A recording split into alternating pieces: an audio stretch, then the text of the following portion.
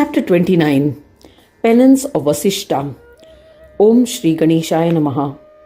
Mudgalacharya continued the narration of the legend. King Trinavindu had a beautiful daughter, Elavilaka. The humble Rajarishi married her to Pulastya. They begot a son, Vishrava, who was also an incomparable Muni. Vishrava had 4 beautiful wives. They were Pushkokarta, Raka, Kaikashi, and Devavarnini. Devavarnini's son Vaishravana was the eldest. Kaikashi's son was a famed Ravana. Kumbhakarna and Bibhisana were her other 2 sons. A daughter, Surpakarnaka, was also born to Kaikashi. They were her 4 offspring. Ravana, Kumbhakarna and valiant Vibhishana performed intense penance to propitiate Brahmadeva for 10,000 years. Pleased with their austere penance, Lord Brahmadeva manifested to grant a boon. Ravana asked for unopposed sovereignty. After becoming the supreme monarch of Bhuva Swar Lokas, he also asked for another boon. It granted that any resident of these worlds would not be capable of killing him. However, he forgot to include the monkeys and human beings. They were the cause of his death in the future. Kumbhakarna became tongue-tied while asking for a boon and asked for 6 months of sleep. When the time came for asking a boon from Brahma, his tongue was tied by goddess Saraswati, who was acting on Indra's request. Because of which, instead of asking for Indrasana, seat of Indra, he asked for Nidrasana, bed not for sleeping. It is also said he intended to ask for Nirdevatvam, annihilation of Devas, and instead asked for Nidravatvam, sleep. The religious and virtuous Vibhishana asked Vidhata for steadfast devotion to his favorite deity Vishnu, as a boon in keeping with his dharma. Brahma granted the boons and returned to his abode. The superior Rakshasas were acclaimed in the 3 worlds. Ravana conquered the 3 worlds. Along with his brothers, he ruled for 60 million years. Rama eventually killed the evil Ravana. Kumbhakarna was also killed on the battlefield. Rama crowned Vibhishana as the king. Vaishravana performed penance of Supreme Spirit Ganesha. He chanted the single syllable Ekakshara mantra and worshipped Vignapa for 10,000 years to please him. Gajanana blessed him with a boon of steadfast devotion at his holy feet. Ganesha also blessed him with the friendship of Shankara. He was appointed as the guardian of the north direction. He was named Dhanapala, of guardian of wealth. Thus he became famous as Kubera among gods. Vaishravana begot 4 sons and a daughter from his wife Pushpotkata. They were Mahodara, Mahaparshva, Prahasta and Khara, and a daughter Kumbhinashi. From the wife named Raka were born the mighty sons Trishiraska, Dushana, Vidyutjiva and Mahakala. These were the 10 cruel Rakshasas in Maharishi Pulastya's lineage. Pula had non-human sons such as deer, fowl, carnivores, pisachas, different bhutas, pigs and elephants. In this Manvantara, Kratu did not have any progeny.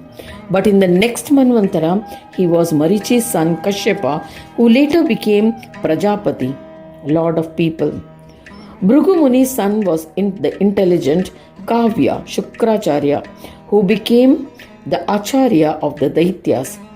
Shukracharya was always engaged in reciting the Vedas. He became an ardent devotee and constantly worshipped Shankara. He had gone to Kailash to attain peace. At that time, Shiva had advised Shukracharya. Thereafter, Shukracharya commenced austerities towards Ganesha to attain Shanti Yoga. Sequentially, he attained peace, and as a result, he became a very staunch and ardent devotee of Ganesha. Atri's son Soma was endowed with nectar. Maharshi Vasishtha begot a son from Arundhati named Shakti. Shakti's son was Parashara. Parashara was an ascetic and reverentially worshipped Shiva.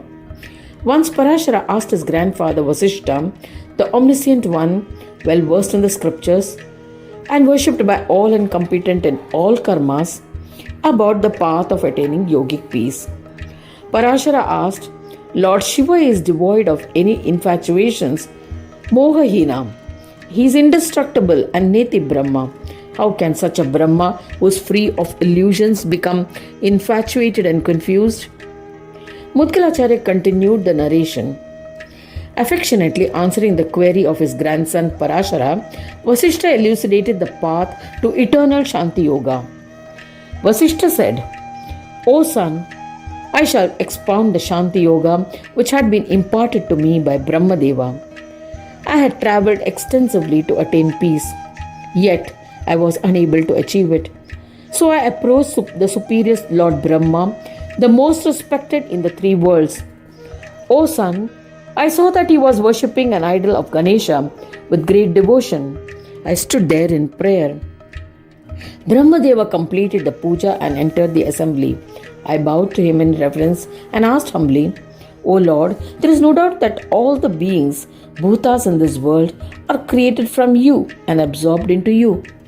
There is no one superior to you. Why were you worshipping Ganesha? Who is the Supreme One? I have wandered for years in search of peace, but in vain. Hearing these words of mine, Brahma was delighted and considered me worthy of knowledge. He said, Listen, O fortunate son, Ganesha is the bestower of Shanti Yoga. He is always our family deity. He is our creator. He has appointed us to our various positions. Hence, I constantly sing bhajans of the bestower of Siddhis. O son, we will become absorbed into him in the end. There is no doubt about it. Hence, Ganesha is worshipped foremost. He is our mother. He is our father. The Vedas have described him as a supreme monarch. He is not just the supreme one, but also the founder of our race, Moola Purusha. It is mentioned in the Shastras that the one who exists in the beginning is the one who remains in the end. Hence, we will be absorbed into him. There is no doubt about it. In the time in between, it is he who exists in various forms as his Kalamsha, Kala-amsha, part of the Amsha of the divine.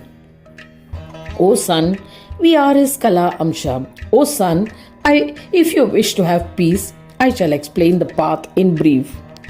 If you sacrifice the fivefold tendencies of the mind, the chitta-vrittis, you will attain peace. The five tendencies of the mind are Kshipta, Mudha, Vikshipta, Ekagra and Niruddha. He resides in it in the form of Chintamani and enlightens it. If I am the form of Ganesha, I am the Sanyoga and Ayoga, the union and disjunction. Hence, when one realizes that I am not different from Ganesha, all his doubts will be clarified. The scholars have described Brahma as the incomparable Aishwarya of this world. Anna Brahma, Vijnana Brahma, etc. They are the illusory forms of Siddhi. Comprehend this well. The Shastras explain that Buddhi is the realization that the world is identified with Brahma. The fivefold Buddhi is Chitta. There is no doubt about it. The one who enlightens Siddhi and Buddhi is the Supreme Spirit Ganesha in his Bimba form or reflection. Comprehend that when the reflection becomes one with their form, it becomes infatuated and resides in it. Abandon the concept that Bihar is Bimba or Jiva, individual souls, and you will attain peace. Imbibe that I am not this Bimba, I am Ganesha himself. It is then that you will not see the Bimba, the Siddhis, Aishwaryas or Moha, the infatuations. Chitta is the source of all unhappiness. When it is destroyed, one will effortlessly attain peace. After elucidating thus, Pitamaha Brahma became silent. I bowed to him, performed a circumambulation and departed. O son, I went into the forest. I chanted the single syllabled mantra and meditated. I commenced austere penance. O Mahamuni, I sequentially abandoned the five tendencies of the Chitta and my illusions. I became Chintamani, the bearer of Shanti Yoga. Nevertheless, I continued meditating on the Supreme Ganesha mantra. I undertook rigorous tapas for accomplishing his benevolent darshan. After 100 years, Gajanana, the form of Shanti Yoga, manifested, mounted on a Mushaka. Thus ends the 29th chapter titled Penance of Vasishtha in the second Khanda of the Puran Upanishad, Srimad Mudgal Puran, describing the legends of Ekadanta, dedicated to Sri Gajanana. End of chapter 29.